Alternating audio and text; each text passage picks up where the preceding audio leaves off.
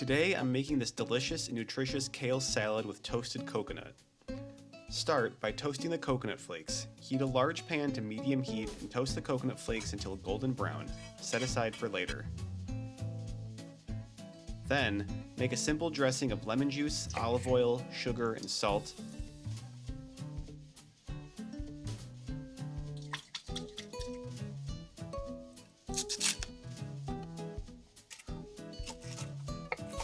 Toss with the chopped kale to soften the greens and infuse flavor. To make the creamy dressing, mix Greek yogurt with lemon juice, salt, and a pinch of cayenne pepper. Assemble the salad with chopped apples, crunchy cashews, crispy wonton strips, and the reserved toasted coconut. Drizzle the creamy dressing over the salad and it's ready to serve. Enjoy this nutritious and flavorful kale salad, perfect for any occasion.